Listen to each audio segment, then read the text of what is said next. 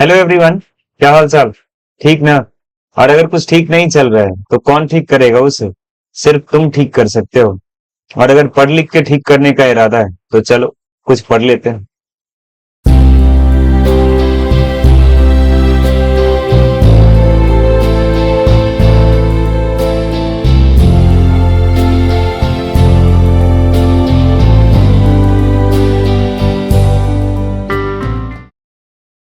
तो जैसा कि आप सबने थंबनेल में देखा है कि इस वीडियो में हम मिडिल टर्म स्प्लिटिंग से फैक्टराइजेशन सीखेंगे। मिडिल टर्म स्प्लिटिंग से फैक्टराइजेशन इस तरह के अलजेब्रिक एक्सप्रेशंस का। और एक्चुअली इस टॉपिक की बात करें तो ये जो टॉपिक है ये क्लास 8, क्लास 9 और क्लास 10 तीनों ही क्लास के लिए बहुत ही इंपॉर्टेंट रहने वाला है, चाहे वो बिहार बोर्ड हो, चाहे वो सीबीएसई बोर्ड हो, आईसीएसई बोर्ड हो, कोई और बोर्ड हो, सब में यूजफुल है। मिडिल टर्म स्प्लिटिंग से फैक्टराइजेशन इस तरह के एक्सप्रेशंस का। जैसे आप क्लास 8 में अगर फैक्टराइजेशन चैप्टर पढ़ेंगे तो वहां पे ये मिडिल टर्म स्प्लिटिंग वाला फैक्टराइजेशन मिलेगा। क्लास 9 में अगर आप पॉलिनोमियल पढ़ते हैं तो वहां पे ये यूजफुल हो जाएगा। क्लास 10 में अगर आप पॉलिनोमियल पढ़ते हैं और फिर क्वाड्रेटिक इक्वेशन, ये दोनों चैप्टर में इसका यूज हो जाएगा। वैसे क्लास 10th में और भी कई सारे चैप्टर्स हैं जहां पर ये टॉपिक है ये यूजफुल रहता है। तो this is useful for class 8, class 9 and class 10 all student, all boards. So चलिए शुरू करते हैं इजीएस्ट एक्सप्लेनेशन के साथ।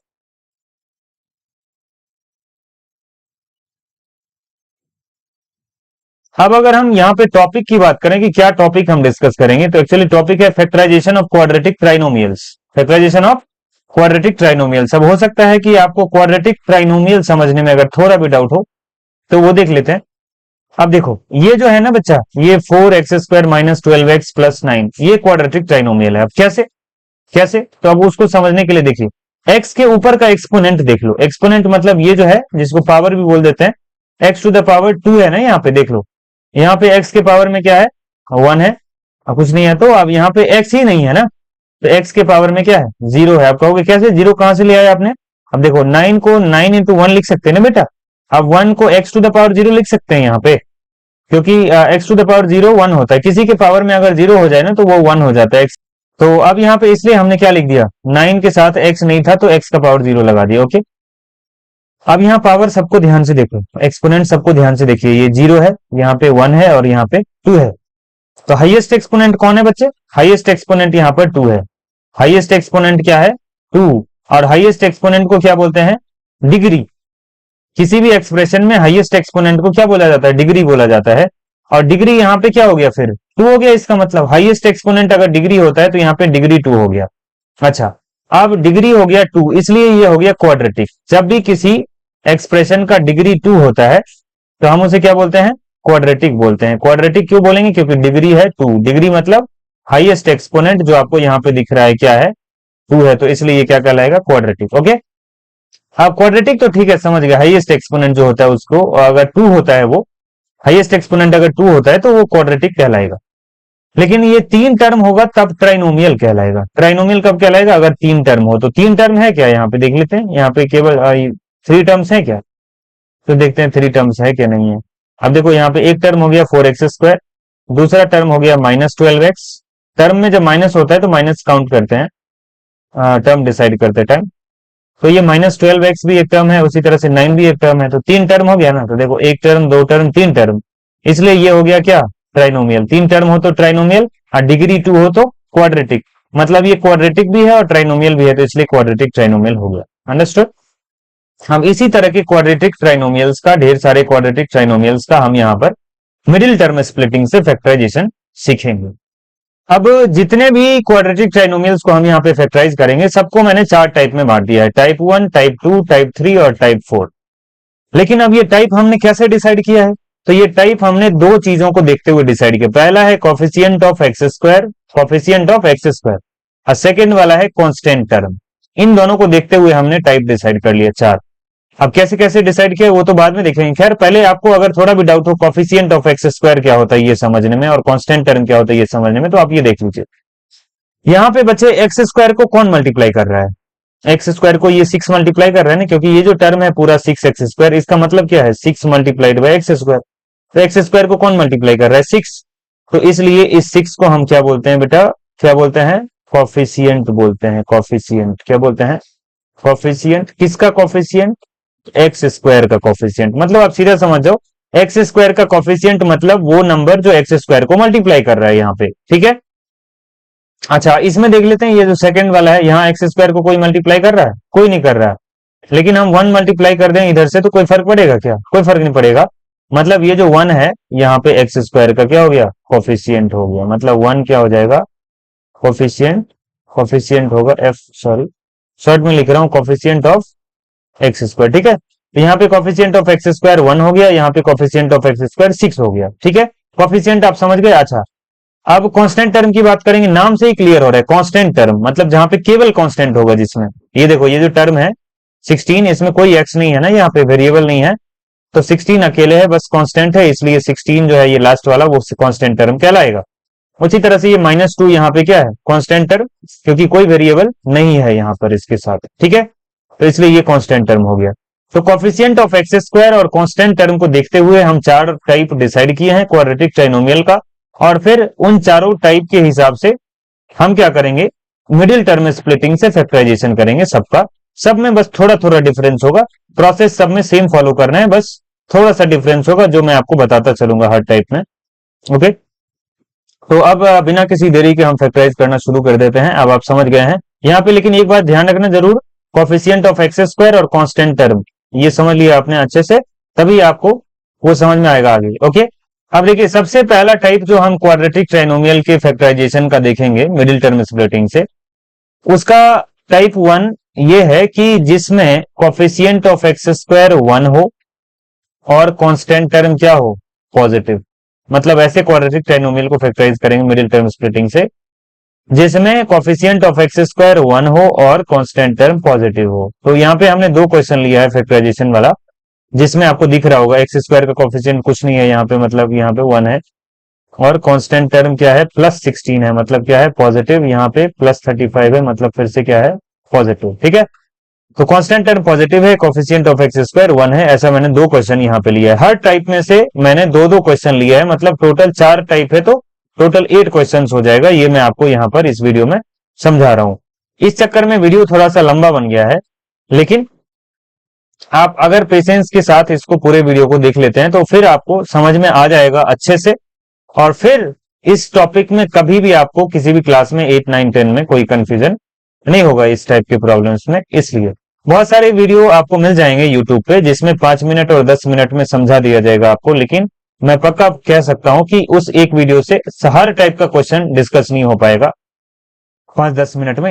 इसलिए मैं आपके लिए ऐसा वीडियो बनाना चाहता था जिसमें मिडिल टर्म स्प्लिटिंग से रिलेटेड हर तरह के प्रॉब्लम को डिस्कस किया जाए, इसलिए ये थोड़ा सा लंबा बन गया है।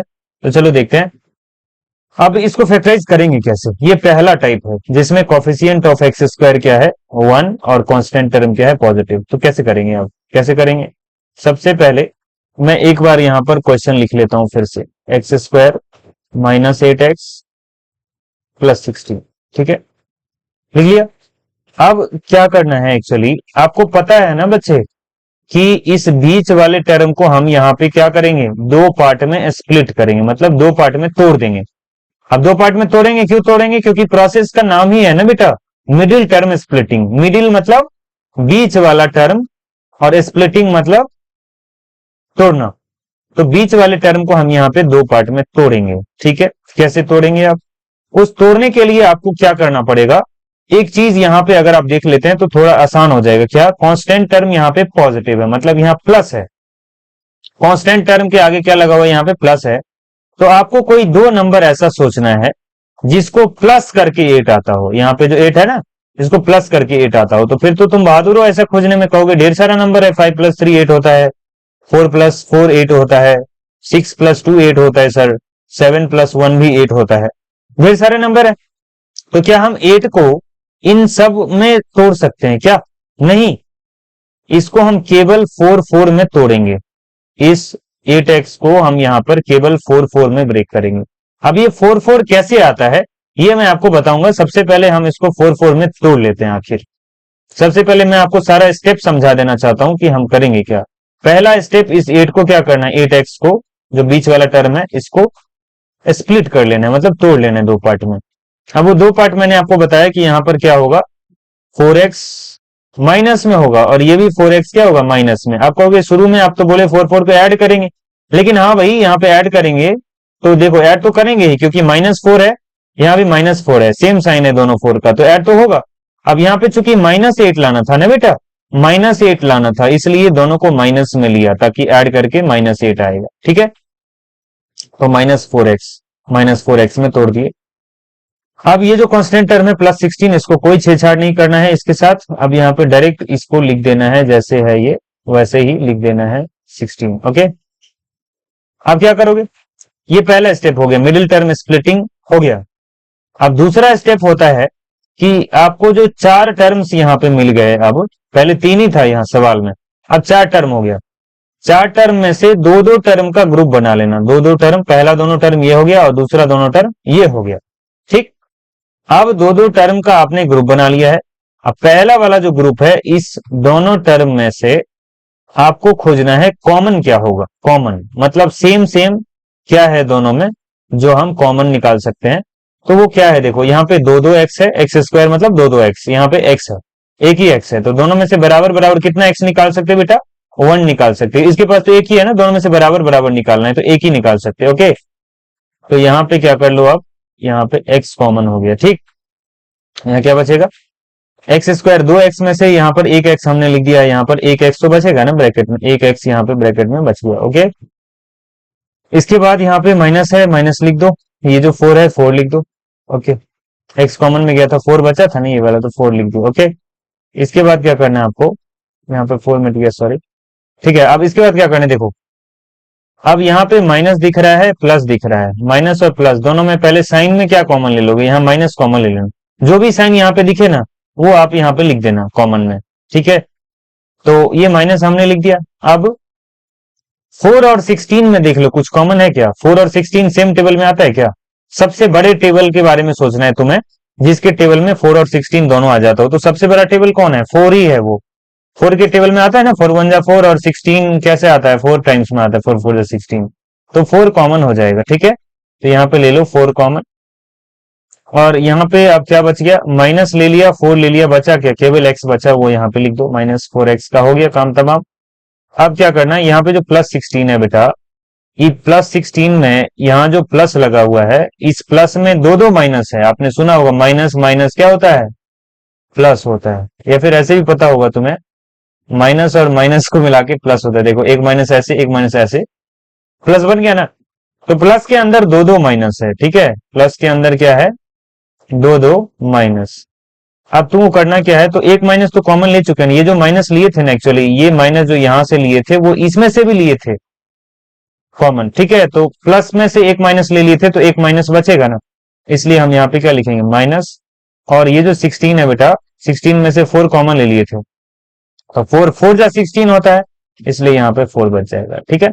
अब देख लो ये तीसरा लाइन जो आया है हमारा, इसमें x-4 और x-4 दोनों ब्रैकेट में सेम सेम आ गया ना, तो जैसे ऐसे सेम सेम आ जाए तो फिर तो खुश हो जाना है, सही है, मतलब सही है। अब क्या करना है, x-4 सेम सेम सेम आ रहा है ना, तो फिर से एक बार कॉमन हो जाएगा, इसमें और इस वाले टर्म में जो सेम है उसको कॉमन ले लेंगे फिर से, x-4 सेम है तो x-4 कॉमन ले लेंगे, यहाँ पे x-4 ले लिया कॉमन में फिर से, और बेटा ये जो x-4 है इसके साथ बचा था x, तो यहाँ पे x लिख दिए, और इस वाले x-4 के साथ बचा है क्या, क्या बचा है, यहाँ पे -4 बचा है, तो यहाँ पे लिख दो -4, ठीक है। तो इस तरह से अब आप देख रहे हैं कि ये फैक्टराइज हो गया है। फैक्टराइज का मतलब एक्चुअली ये होता है कि जो अलजेब्रिक एक्सप्रेशन है ना, उसको आप दो या दो से ज्यादा एक्सप्रेशन के प्रोडक्ट के फॉर्म में लिख दो, प्रोडक्ट, बीच में यहाँ क्या है, मल्टीप्लाई है। बचपन में तुम पढ़े होगे, जैसे 15 को अगर बोला जाता था फैक्टराइज करने, तो 3 इंटू 5 लिख देते ना बेटा, तो मतलब 15 को फैक्टराइज कर रहे हैं, 3 इंटू 5 लिख रहे हैं, मतलब दो नंबर के प्रोडक्ट के रूप में लिख रहे हैं, प्रोडक्ट मतलब दो नंबर के मल्टीप्लीकेशन के फॉर्म में लिख दो बस।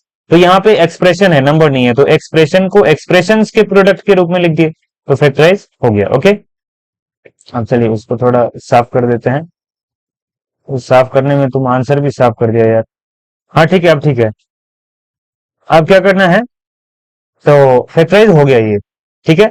ये एक क्वेश्चन आपने देखा। अब कहोगे भाई कि यहाँ पे -4x जो आपने लिखा और यहाँ भी -4x लिखा था, वो कैसे पता चला, मैंने बोला, आप बोलोगे हो सकता है कि 6+2 क्यों नहीं लिखा या फिर कोई और नंबर क्यों नहीं लिया, सिर्फ 4 4 क्यों लिया। तो इसके लिए एक मेथड होता है, देखो इसके लिए एक मेथड होता है। क्या मेथड होता है, ये जो 16 है ना बच्चे, इसको फैक्टराइज करो, इसको फैक्टराइज कर लेते हैं। तो 2 से लगाओ, कैसे लगाओगे, सबसे छोटा प्राइम नंबर फैक्टराइज, कैसा वाला फैक्टराइज करना है, प्राइम फैक्टराइजेशन करना है। तो आप क्या करना, 2 से डिवाइड करोगे, 2 8 जा 16 हो जाएगा। 2 से करोगे 2 4 जा 8 हो जाएगा, फिर 2 से करोगे 2 2 जा 4 हो जाएगा, और फिर 2 से करोगे तो यहाँ पे 1 आ जाएगा। ठीक है, अब यहाँ पे देखो तुमको 5 फैक्टर मिल गया, 1 2 3 4 5।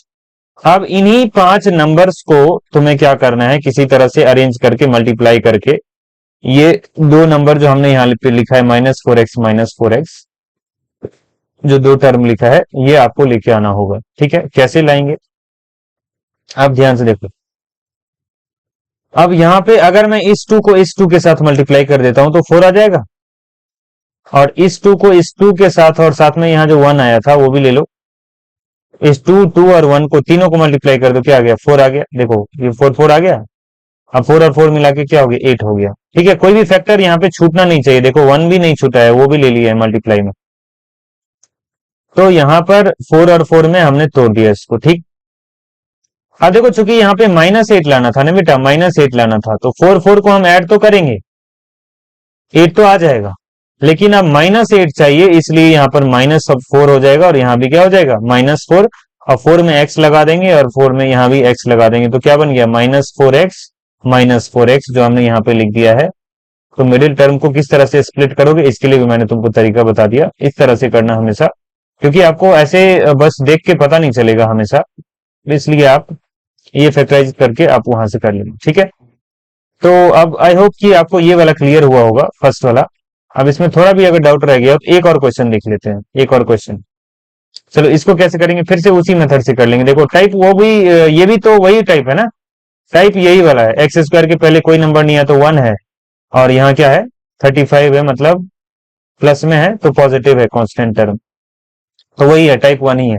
कैसे फैक्टराइज करेंगे, चलो फिर से लिख लेते हैं सवाल एक बार। x² + 12x + 35। ओके, अब यहाँ पे क्या बोले थे, इस वाले 35 को फैक्टराइज कर लो, कर लेते हैं। सबसे छोटा प्राइम 5 है, जिससे ये कटेगा, 5 7 जा, और फिर 7 से लगा लो, 7 1 जा 7। ओके, तो फैक्टराइज करने के बाद अब क्या करना है, अब यहाँ पे क्या है ना बच्चा, फिर से देखो यहाँ प्लस है, तो दो पार्ट जिसमें हम स्प्लिट करेंगे इस 12 को, दोनों को प्लस करके 12 आना चाहिए, दोनों को प्लस करके 12 आना चाहिए। अब कैसे आएगा प्लस करके 12, तो देखो यहाँ पे इस 7 को हम एक साथ 1 के साथ कर देते हैं, 7 1 जा क्या हो जाएगा, 7 हो जाएगा। और ये जो 5 है बेटा, इस 5 और 7 को जोड़ दोगे तो 12 आएगा कि नहीं आएगा, 12 आएगा। और इस बार देखो यहाँ पे प्लस में लाना है 12, इस बार 12 प्लस में लाना है, तो इसलिए माइनस नहीं डालना, ये दोनों प्लस में ही होगा। ठीक है, और फिर एक्स एक्स लगा दो उसमें, तो यहाँ 12x आ जाएगा। आप देखिए ध्यान से, तो आप क्या लिख देंगे उसको, x² + 5x + 7x + 35। अब यहाँ पे कोई चाहे तो 7x इस साइड और 5x उस साइड लिख सकता है, इससे कोई फर्क नहीं पड़ेगा, मतलब 7x + 5x लिख सकते हैं, इससे कोई फर्क नहीं पड़ेगा, आंसर सेम आएगा। ठीक है, तो मिडिल टर्म को आपने स्प्लिट कर दिया, मिडिल टर्म का स्प्लिटिंग हो चुका है।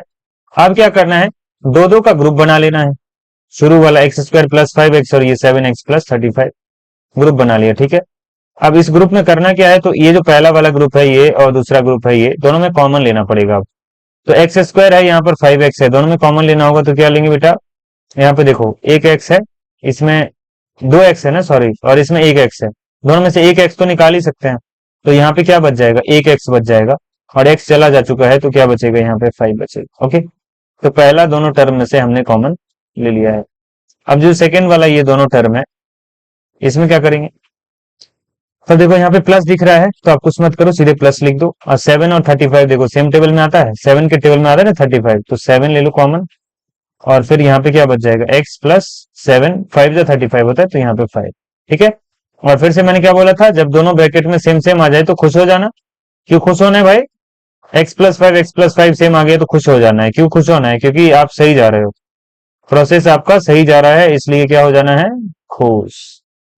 अब क्या करेंगे, x + 5 सेम है ना, तो फिर से एक बार कॉमन ले लो, x + 5 ही कॉमन ले लो। ओके, अब इस x प्लस 5 के साथ क्या बचेगा, यहाँ पे x बचा था ना, तो ये यहाँ लिख दो। और इस x प्लस 5 के साथ क्या बचा है 7, तो ये यहाँ लिख दो। हो गया, यही यही आंसर हो गया। ये आपका क्या हो गया, आंसर हो गया। आपका आंसर नहीं हुआ, ये जो क्वाड्रेटिक ट्राइनोमियल हम फैक्टराइज कर रहे थे ना, उसका यहाँ पे क्या हो गया, ये फैक्टराइजेशन आ गया। ठीक है, यही क्या है, आंसर हो। ओके, तो ये था टाइप 1, जिसमें हम देख रहे थे ऐसे क्वाड्रेटिक ट्राइनोमियल को फैक्टराइज करना जहां पे कॉफिशियंट जो था एक्स स्क्वायर का वो 1 था और कांस्टेंट टर्म पॉजिटिव। ठीक है, तो ये टाइप 1 अब आप समझ गए हैं। अब टाइप 2 कैसा होगा भाई, टाइप 2 अब तो तुम दिमाग लगा सकते हो कि कैसा होगा। देखो नीचे लिखा भी है, तब से तुम्हें दिख रहा है, कॉफिशियंट ऑफ एक्स स्क्वायर 1 हो और कांस्टेंट टर्म निगेटिव हो। बस इसमें क्या है, कांस्टेंट टर्म निगेटिव हो गया। अब कांस्टेंट टर्म निगेटिव हो गया तो क्या होगा, कांस्टेंट टर्म निगेटिव हो गया तो क्या होगा। अब देखो, कॉफिशियंट ऑफ एक्स स्क्वायर क्या है, 1 है और कांस्टेंट टर्म निगेटिव है, तो कैसे करेंगे, थोड़ा सा फर्क है बस, की कांस्टेंट टर्म नेगेटिव है तो कैसे करेंगे। अब सबसे पहले मैं ये सवाल लिख लेता हूं, यहाँ पे भी मैंने 2 क्वेश्चन लिया है, हर टाइप में 2-2 सवाल हमने लिए हैं, जैसे कि मैंने आपको बोला है। और फिर से मैं बोलना चाहूंगा, क्या वीडियो थोड़ा लंबा बन गया है, लेकिन अगर आप इस पूरा वीडियो को देख लेते हो तो फिर आपको कभी भी कोई कंफ्यूजन नहीं होने वाला है मिडिल टर्म स्प्लिटिंग वाले फैक्टराइजेशन में, इसलिए। तो अब चलिए, x square minus 2x minus 15 यहाँ पे लिख दिए। इस बार तुमको क्या करना है बेटा, यहाँ पे माइनस आ रहा है ना, तो सोचना है कोई 2 नंबर है जिसको घटा के 2 आ जाए। मतलब कोई 2 नंबर होगा तो एक बड़ा एक छोटा होगा ना, तो मतलब दोनों का डिफरेंस 2 आ जाए, मतलब एक में से दूसरे को घटा के 2 आ जाए। अब कैसे, फिर तो तुम उसी तरह से सोचोगे अगर, तो फिर तो कहोगे बहुत सारा हो जाएगा सर, 7 माइनस 5 भी 2 होता है, 9 माइनस 7 भी 2 होता है, या फिर 12 माइनस 10 भी 2 होता है। तो ऐसे बहुत सारे चॉइसेस हैं, लेकिन यहाँ पे बहुत सारा चॉइस नहीं लेना है। क्या लेना है एक्चुअली, मिडिल टर्म को स्प्लिट करते टाइम ये आपको फैक्टराइज करने पे पता चलेगा। ठीक है, ये जो 15 है इसको फैक्टराइज कर लो। ठीक है, तो सबसे छोटा प्राइम जिससे ये कटेगा वो 3 है, 3 5 जा 15 और फिर 5 1 जा 5। ओके, 3 नंबर मिल गया, 5 3 और 1, 3 5 और 1 मिल गया है। तो अब करना क्या है तुमको, यहां से 2 नंबर बनाना है ऐसा जिसका क्या होगा, डिफरेंस जो है ये 2 आ जाएगा। कैसे पता चलेगा, आप देखो। ये डिफरेंस क्यों बोल रहा हूं, क्योंकि जब भी यहाँ पे माइनस होगा ना तो तुम समझ जाना कि 2 टर्म ऐसा ढूंढना है जिसको घटा के 2 आए। माइनस है यहाँ पर इसलिए, ठीक है, वहां प्लस था तो जोड़ के लाते थे। बस यही डिफरेंस है दोनों में थोड़ा सा बस। अब देखिए, इस 5 को अगर मैं 1 से मल्टीप्लाई कर दूं तो 5 1 जा 5 हो जाएगा, और ये जो 3 है अकेला, ये भाई साहब 3, और ये जो 5 है, 5 में से, अब देखो 5 में से ये वाला 3 घटा दोगे 2 आ जाएगा। तो मतलब 5 और 3 में इसको ब्रेक करना है, इस 2 को 5 और 3 में ब्रेक करना है। लेकिन अब एक चीज है कि यहाँ पे क्या लाना है हमें, -2x लाना है, -2x दिख रहा है ना, -2x लाना है। तो 5 और 3 में देख लो बड़ा कौन है, 5 है, तो 5 में माइनस लगा देना, और छोटा कौन है, 3 है, तो उसमें प्लस लगा देना। ओके, और फिर दोनों में x x लगा दो। अब हमने ऐसा इसलिए किया है भाई क्योंकि माइनस में लाना है ना 2, तो बड़ा वाला निगेटिव होगा, छोटा वाला पॉजिटिव होगा, तो फिर आपको क्या होगा, ये -2 दे देगा। ओके, अब यहाँ पे मतलब हुआ कि इसको हम स्प्लिट करेंगे, x square plus 3x minus 5x, अब -15 में इसको हमने ब्रेक करके लिख दिया है। ठीक है, अब जरूरी नहीं है किसी को मन करे -5x इधर लिखने का और 3x इधर लिखने का, तो वो लिख सकता है, कोई दिक्कत नहीं है, answer will be same in that case also. So after this what I said, इन दोनों में कॉमन क्या आ जाएगा, x कॉमन आ जाएगा, ले लो। यहाँ पे 2x था, एक x बचेगा, यहाँ पे ये 3x में से x चला गया तो क्या बचा बेटा, +3 बचा। अब इसमें और इसमें क्या कॉमन हो जाएगा, सबसे पहले तो यहाँ जो साइन दिख रहा है माइनस ले लो। अब यहाँ पे क्या करना है, 5 और 15 में क्या कॉमन आ जाएगा, ये देखो 5 और 15 सेम टेबल में आता है, सबसे बड़ा टेबल 5 है जिसमें आता है, तो 5 कॉमन हो गया। अब कुछ कॉमन नहीं होगा, तो यहाँ x बचेगा इसके साथ, और ये देखो ये वाला माइनस कॉमन में चला गया था ना बेटा। माइनस जो होता है ना, वो ऐसे आपने सुना होगा कि प्लस और माइनस को मल्टीप्लाई करके क्या आता है, माइनस आता है, प्लस माइनस माइनस होता है। तो अगर तुम माइनस कॉमन ले लिए हो तो ये प्लस बचा है, मतलब माइनस के अंदर प्लस है और माइनस दोनों है, तो माइनस कॉमन ले लिए तो प्लस बचा है, मतलब यहाँ पे क्या हो जाएगा, प्लस। अब 5 के टेबल में ये वाला 15 3 टाइम्स में आता है, तो ये हो गया 3। और फिर से तुम देख सकते हो कि खुश होने का टाइम आ गया है। क्या टाइम है, खुश होने का, तो जब आपको ब्रैकेट में सेम सेम एक्सप्रेशन मिल जाए, यहाँ पे जैसे x+3 सेम आ गया है, तो आप खुश हो जाएंगे ये सोचकर कि ये जो है सही जा रहा है। ओके, अब x+3 सेम सेम फिर से कॉमन ले लो, और यहाँ पे क्या बच जाएगा, ये वाला x बचा है यहाँ पे लिख दीजिए, और इसके साथ -5 बचा था जो कि यहाँ पे लिख दीजिए। अब यही आपका क्या हो गया, आंसर हो गया, जो भी फैक्टराइज करना था उसका आंसर हो गया। ठीक है, तो ये था टाइप 2 का पहला सवाल। चलिए, तो टाइप 2 वाले में अगर आपको थोड़ा भी प्रॉब्लम रह गया हो अगर, तो एक और क्वेश्चन देख लेते हैं। तो उससे क्वेश्चन लिख लो पहले, x² प्लस √2x -4। अब यहाँ क्या करेंगे, तो फिर से देखो यहाँ पे टाइप 1 मतलब सॉरी टाइप 2 मतलब क्या है कि कॉफिशिएंट जो होगा x² का वो 1 होगा और कांस्टेंट टर्म निगेटिव होगा। टाइप 2 का मतलब ये था। अब इसमें करना क्या है, तो ये जो 4 है ना बच्चा, ये 4, इसको क्या करना है, फिर से फैक्टराइज कर लेना है। ठीक है, तो यहाँ पे कर लो फैक्टराइज, 4 को फैक्टराइज करेंगे तो 2 × 2 = 4, फिर 2 से करोगे इसको तो 1, और इसको 1 से करोगे, 1 से क्यों करना है, 1 तो आया ही हुआ है ऑलरेडी। ठीक है, तो अब देखिए यहाँ पे करना क्या है, अब रूट वाले में जब भी यहाँ पे बीच वाले टर्म में क्या हो, रूट वगैरह हो ना, √2 है यहाँ पे, तो आपको करना ये है कि यहाँ पे फैक्टराइजेशन में आप 2 जो लेके आए हैं ना, उस 2 को √2 में ब्रेक करना होगा। कैसे कैसे ब्रेक करेंगे, तो देखिए, जैसे कि आपको पता होगा कि ये जो 2 है, इस 2 को हम √2 मल्टीप्लाइड बाय √2 तो लिख ही सकते हैं।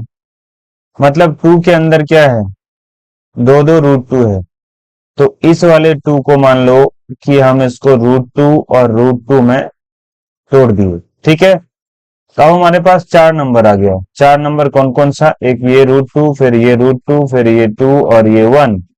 4 नंबर है, उसी से अब हमें क्या बनाना है, 2 नंबर ऐसा बनाना है जिसका डिफरेंस यहाँ वाला √2x आता हो। डिफरेंस इसलिए क्योंकि मैंने बोला था कि यहाँ पे अगर माइनस होगा कांस्टेंट टर्म में तो घटा के आएगा बीच वाला।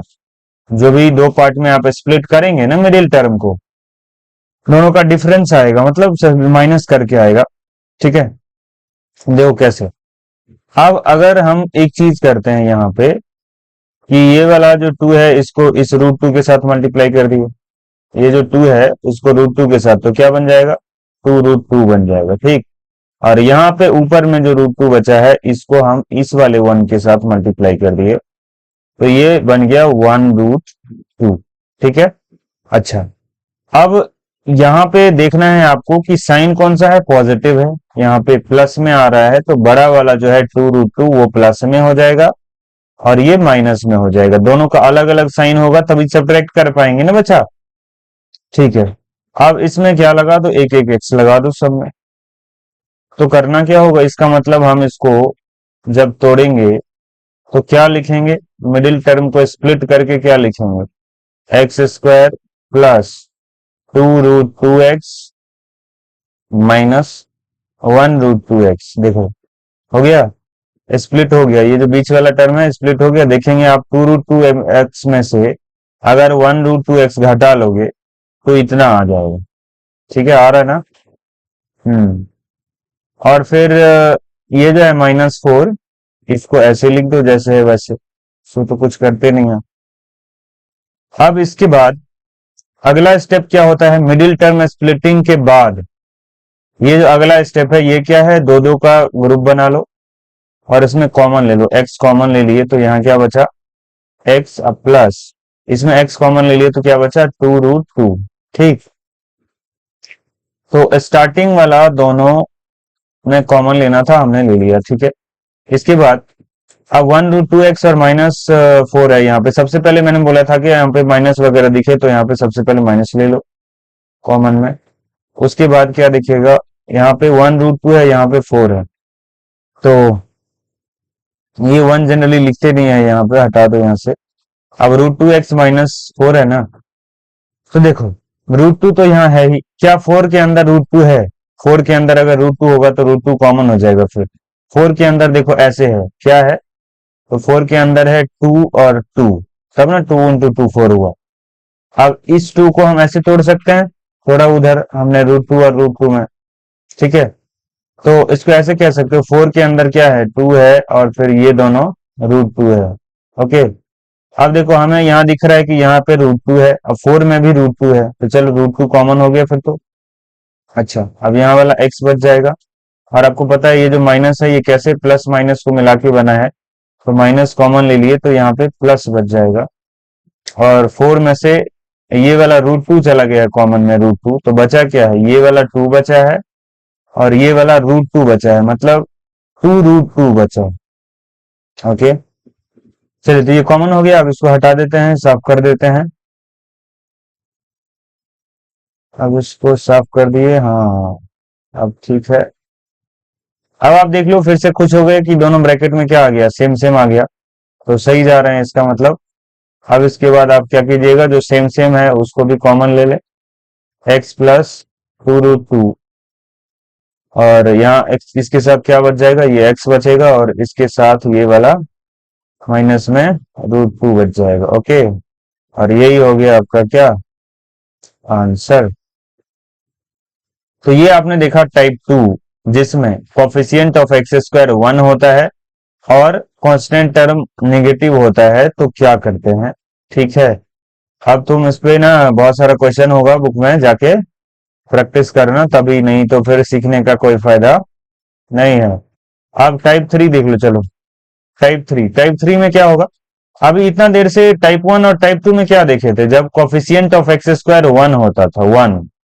अब कोफिशिएंट ऑफ एक्स स्क्वायर 1 नहीं होगा, देखो क्या लिखे हैं, coefficient of x square not equal to 1, तो 1 नहीं होगा, कांस्टेंट टर्म पॉजिटिव होगा। तो अब आप समझ समझ गए होंगे कि टाइप 4 क्या होगा फिर, कोफिशिएंट ऑफ एक्स स्क्वायर 1 नहीं होगा और ये निगेटिव होगा, यहाँ पे पॉजिटिव है ना टाइप 3 में, वहां निगेटिव हो जाएगा, ठीक है। तो कोफिशिएंट ऑफ एक्स स्क्वायर 1 नहीं हो और कांस्टेंट टर्म पॉजिटिव हो, जैसा कि इस क्वेश्चन में दिख रहा है, कोफिशिएंट ऑफ एक्स स्क्वायर 1 नहीं है, 4 है, और कांस्टेंट टर्म जो है ये पॉजिटिव है, +9 है ना। तो क्या करना है, फिर से वही काम कर लेना है, फिर से वही काम, क्या काम, 4 और 9 को मल्टीप्लाई करके 36 बना के इसको फैक्टराइज कर देना है। लेकिन सबसे पहले एक बार मैं फिर से क्वेश्चन लिखना चाहूंगा, that is 4x square minus 12x plus 9। So what I said, 4 multiplied by 9, this is equal to 36, and the smallest prime number is 2, by which you can divide it, so this will be 18, and again by 2 you will get 9, and by 3 you will get 3, and by 3 you will get 1. Okay, so we have done factorization of 36. अब आपको करना क्या है बच्चे, यहाँ पे तो plus है, तो फिर याद आ गया प्लस वाला क्या था, टाइप 1 में देखे थे प्लस होता है, तो दो ऐसा टर्म में इसको तोड़ देते हैं जिसको ऐड करके आता था, ये वाला बीच वाला, है ना। तो अब दो ऐसा नंबर यहां से ढूंढना पड़ेगा जिसको ऐड करके 12 आ जाता हो, तो अब देखिए कैसे आएगा। तो अगर इस 2 को इस 3 के साथ कर देते हैं मल्टीप्लाई बेटा, तो 2 3 जा 6 हो जाएगा। अच्छा, अब बचा कौन है, ये वाला 2 बचा है, ये वाला 3 बचा है, और ये वाला 1 बचा है, तीनों को ले लो, 2 3 जा 6, 1 जा 6। अब दो दो 6 आ रहा है ना, और दोनों 6 को तुम ऐड करोगे तो 12 तो आ ही जाएगा ना बच्चा, 12 आ जाएगा। लेकिन अब सवाल है कि यहाँ पे -12 है, -12, तो दोनों का साइन सेम होना चाहिए पहले, तो तभी ऐड होगा, और माइनस इसलिए होना चाहिए क्योंकि वहां -12 है, और फिर इसमें तुम एक्स एक्स लगा दो, देखो -6 इंटू माइनस, सॉरी इंटू बोल रहे हैं, -6 एक्स -6x, ये जो है -12x हो जाएगा ना, यहाँ पे -12x हो जाएगा ना बेटा। तो -12x को ऐसे ही तोड़ेंगे, ऐसे ऐसे दो -6x में, ठीक है। चल तो लिख देते हैं फिर, 4x square -6x -6x plus 9। अब क्या करोगे, इसमें कॉमन ले लो, 2x कॉमन हो जाएगा, बचेगा क्या, एक्स माइनस, अच्छा नहीं नहीं एच एक्स नहीं बचेगा, सॉरी, यहाँ पे टू ही कॉमन लिया ना, सबसे बड़ा टेबल टू ही है जिसमें फोर सिक्स आता है, तो टू के टेबल में टू टाइम्स में ये वाला फोर आता है ना, तो ये टू हो गया और यहाँ पे एक्स बचा, ओके। ये वाला माइनस बच जाएगा और फिर टू के टेबल में ये सिक्स कितने बार में आता है बेटा, थ्री टाइम्स में आता है, तो थ्री हो गया। उसके बाद देख लीजिए यहाँ पे माइनस है ना बच्चे, तो माइनस लिख दो, माइनस कॉमन आ गया, और 6 और ये 9 है, दोनों में क्या कॉमन हो जाएगा, थ्री, थ्री के टेबल में आता है ना दोनों, थ्री हो गया। अब थ्री के टेबल में ये सिक्स कितने बार में आता है बच्चे, दो बार में आता है, तो टू एक्स हो जाएगा और प्लस थ्री, थ्री जा नाइन होता है, दैट्स वाई इट नहीं नहीं, यहाँ पे प्लस गलती से लिख दिए, यहाँ पे प्लस है ना, तो प्लस में पता है तुम्हें कि दो दो माइनस है, एक माइनस चला गया, एक माइनस यहाँ बचेगा, ठीक। तो ये हो गया, ब्रैकेट में सेम सेम आ गया, फिर से खुश हो गए कि अब क्या है, प्रोसेस सही जा रहा है। अब टू एक्स माइनस थ्री ले लो कॉमन, फिर इसके साथ एक और टू एक्स था और यहाँ पे माइनस थ्री फिर से था, तो माइनस थ्री हो गया। अब आप क्या कर सकते हैं, इसे two x minus three whole square लिख सकते हैं, just because the same expressions are being multiplied here, okay. So ये आपका फैक्टराइजेशन का आंसर आ गया है, आई होप आपको क्लियर हुआ है। और फिर इसी तरह का एक और क्वेश्चन हमेशा की तरह देख लेते हैं, फिर टाइप थ्री तो हो जाएगा, टाइप फोर पे चलेंगे। देखो एक बार और फिर से लिख ले question, three x square minus two root six x plus two. अब क्या करने बोले थे, ये देख लो फिर से कोफिशिएंट वन नहीं है और ये क्या है, पॉजिटिव है, तो ये हो गया टाइप थ्री, ठीक है। अब करना क्या है, थ्री को इस वाले टू से मल्टीप्लाई कर देना, सिक्स आ गया, अब सिक्स को फैक्टराइज कर लो, if you do by two then you will get three, and three से करेंगे तो वन आ जाएगा, ओके। अब यहाँ पे बीच में क्या लाना है बच्चे, बीच में लाना क्या है, टू रूट सिक्स लाना है, कैसे लाना होगा, तो यहाँ प्लस दिख रहा है तो मतलब जोड़ के लाना होगा, जोड़ के, जोड़ के कैसे लाएंगे, अब देखो यहाँ रूट सिक्स दिख रहा है ना, रूट सिक्स, तो मैंने क्या बोला था, जब भी रूट वाला नंबर आ जाए तो तुमको किसी तरह से जो फैक्टराइज किए हो ना वहां पे तुमको रूट सिक्स बनाना पड़ेगा, कैसे बनाएंगे।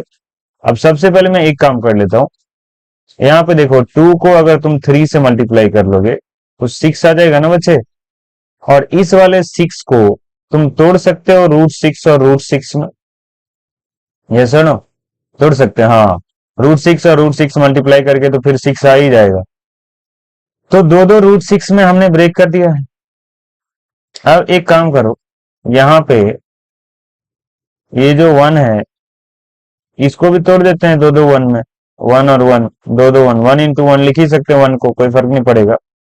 अब तुम एक काम करो बच्चा, क्या बोला था यहाँ पे प्लस टू है ना, तो प्लस टू की वजह से यहाँ जोड़ के ये टू रूट सिक्स आएगा, तो अगर तुम इस वाले रूट सिक्स को इस वन के साथ मल्टीप्लाई कर दो और इस रूट सिक्स को इसके साथ मल्टीप्लाई कर दो तो यहाँ पे वन रूट सिक्स आ जाएगा और यहाँ पे भी वन रूट सिक्स आ जाएगा, और वन रूट सिक्स को तुम अगर वन रूट सिक्स से जोड़ दोगे तो टू रूट सिक्स आ जाएगा, जो कि ये बीच वाला आ जाएगा। और हाँ ये माइनस में लाना है चूंकि, इसलिए माइनस लगा देना, माइनस लगा देना, एक्स लगा देना, एक्स लगा देना, तो यहाँ भी माइनस में टू रूट सिक्स एक्स आ जाएगा, ओके। तो इस तरह से आ जाएगा, तो बीच वाले टर्म को हम स्प्लिट करके क्या लिखेंगे बच्चे, इसको लिखेंगे three x square minus one root six, one generally लिखा नहीं जाता है तो रूट सिक्स एक्स लिख दो बस, माइनस फिर से रूट सिक्स एक्स लिख दो,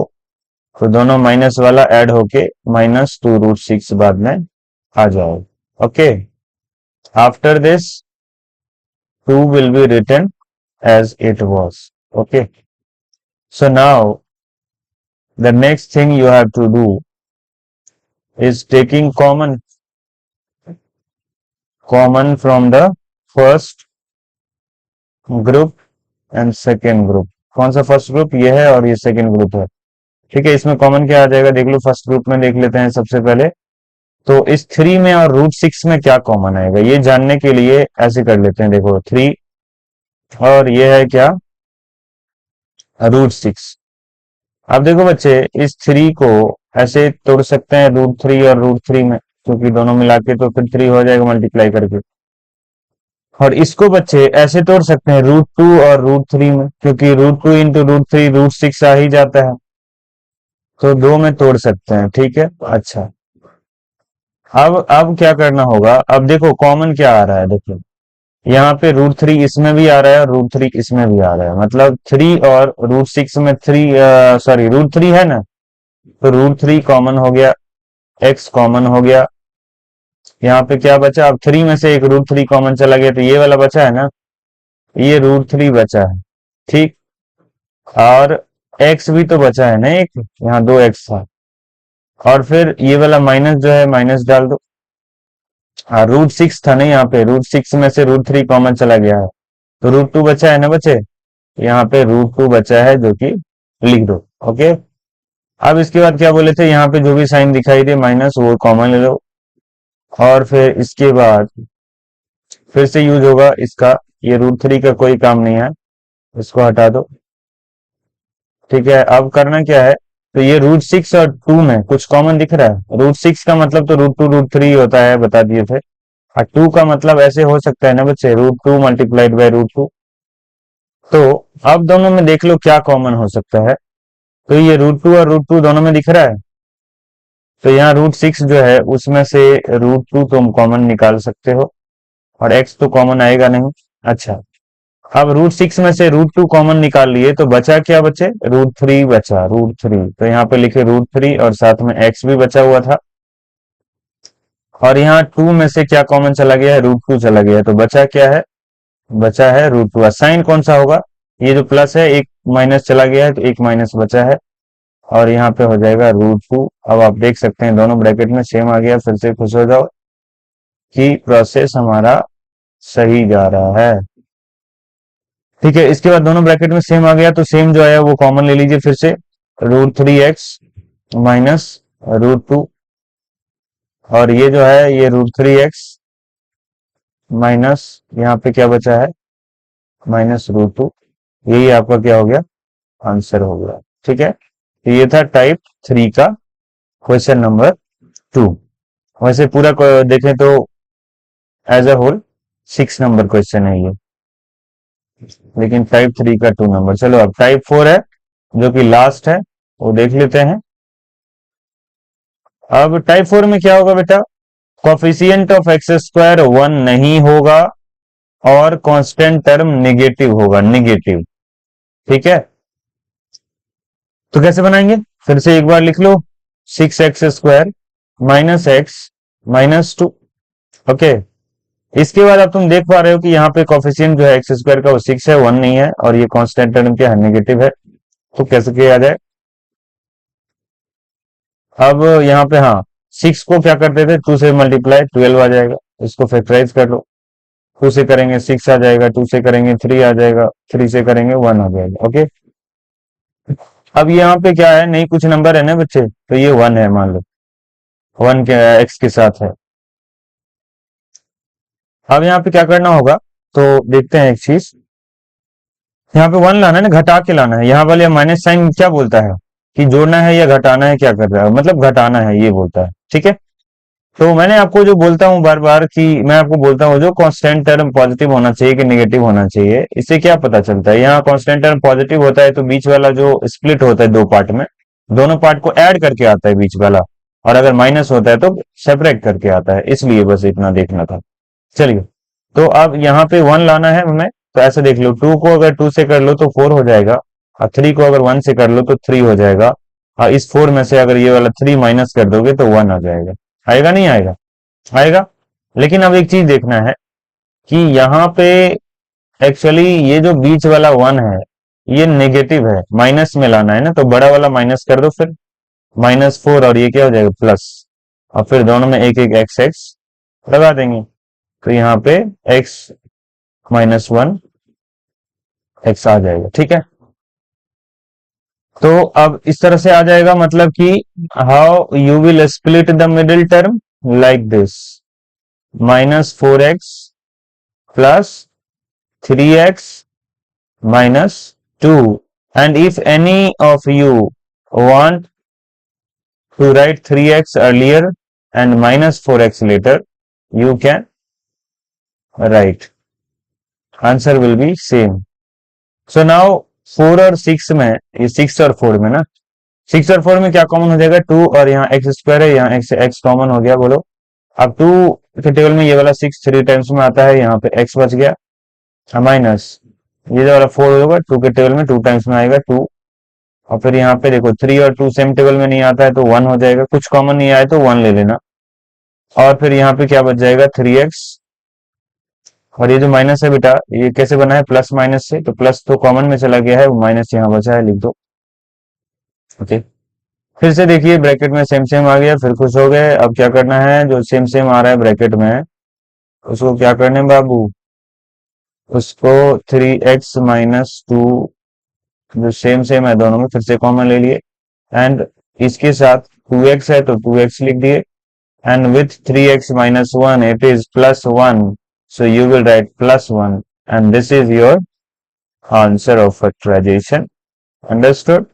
So again I hope that you have understood type 4, but if you are having any problem, even a single problem, we will see one more question. This is the last question of this video. ठीक है, और अगर आप last question देख रहे हैं अभी तो बहुत ही पेशेंस से आप देख रहे हैं वाकई में।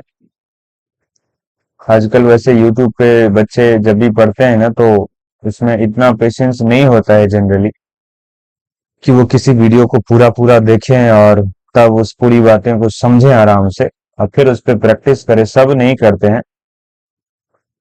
अगर आप करोगे तो ऑब्वियसली इम्प्रूवमेंट होगा, और नहीं करेंगे तो कैसे होगा बच्चे? तो इसलिए चलो एक क्वेश्चन और देख लेते हैं। -5x - 3, अब देख लो फिर से क्या है, ये कांस्टेंट टर्म नेगेटिव है और कोफिशिएंट 1 नहीं है, तो क्या करोगे? 2 3 जा क्या होता है 6, अब यहाँ फैक्टराइज कर लो, 2 3 जा 6 है, 3 1 जा 3।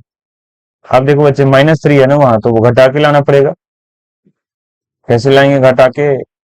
ऐसे करो 2 3 जा 6 बना देते हैं, और 6 में से ये वाला 1 माइनस कर लोगे, देखो यहाँ वाला 5 आ जाएगा ना। अब यहाँ पे एक चीज है क्या कि बीच वाला टर्म जो है वो नेगेटिव है, माइनस है, तो बड़ा वाला 6 में माइनस लगा देना, यहाँ पे प्लस लगा देना। अब इसमें एक एक्स लगा दो, इसमें एक एक्स लगा दो, मतलब मिडिल टर्म स्प्लिट हो गया किसमें? -6x प्लस 1x में। ठीक है, 1x में x तो लिखे, x के साथ 1 तो लिखते नहीं है जनरली, प्लस x लिख दिया -3। अच्छा हाँ, किसी को अगर मन करे ना बच्चे कि ऐसे लिखने का, x इस तरफ लिखने का और -6 इस तरफ लिखने का, तो वो लिख सकता है +x और -6x, you can write like this. After this we will take common from this and this. So from this and this what you can take common? Only x will be taken as common, and here 2x will be left and +1 will be left. Okay, after this I have said you already that whichever sign is here, just take it as common, and in 6 and 3 you can take 3 as common, because 6 and 3 both come in table of 3. So this 6 comes in table of 3 in 2 times, therefore here you will write 2 and x बचेगा। अब -3 common चला गया था ना बच्चे, तो -3 के साथ कुछ नहीं था तो समझ जाओ यहाँ पे 1 था, 1 1। अब माइनस चला गया कॉमन में तो यहाँ +1 बचा होगा। ओके, तो ये कॉमन वाला काम खत्म हो गया है, and again I am happy that we have got the same expression in the both the brackets, so now it's correct. अब क्या करिए, 2x + 1 ले लीजिए कॉमन, और इसके साथ ये वाला x बचा है वो ले लीजिए, और ये -3 है वो ले लीजिए। अब यही क्या हो गया, आपका आंसर हो गया। तो ये मिडिल टर्म स्प्लिटिंग आपने देखा, टोटल 8 क्वेश्चंस हमने डिस्कस किए, टोटल 4 टाइप हमने डिस्कस किए, जिसमें लगभग हर टाइप का क्वेश्चन मिडिल टर्म स्प्लिटिंग वाला आ गया है। अब अगर आप अपने बुक में जाके इस तरह के क्वेश्चंस को खुद से प्रैक्टिस करते हैं ना बच्चे, खुद से, क्योंकि जब मैं बना रहा था और तुम देख रहे थे तो उस टाइम मेरा दिमाग ऑब्वियसली ज्यादा चल रहा था और आपका उतना नहीं चल रहा था, क्योंकि आप देख रहे थे बस। और अगर आप खुद से बनाएंगे तो अब तुम्हारा दिमाग चलेगा, और फिर आप क्या करोगे, उसको और बेहतर ढंग से समझ जाओगे, हमेशा के लिए इसे अपना बना लोगे, तब आपको कोई डाउट नहीं रह जाएगा। तो आपने पेशेंस के साथ ये पूरा वीडियो देखा है, thank you so much for that. और बच्चे एक चीज की, जब भी मैथ्स वगैरह तुम पढ़ते हो तो एक्चुअली क्या टॉपिक ऐसा है जिसमें आपको प्रॉब्लम होता है और आप हमसे क्या पढ़ना चाहते हैं, ये हमें कमेंट में जरूर बताइए, ताकि मैं बहुत ही अच्छे तरीके से ऐसे ही क्रिस्टल क्लियर एक्सप्लेनेशन के साथ आपके लिए वीडियो लेकर यहाँ पे प्रेजेंट होऊंगा। तो मिलते हैं किसी और वीडियो में। इस वीडियो में इतना ही। Thank you for watching.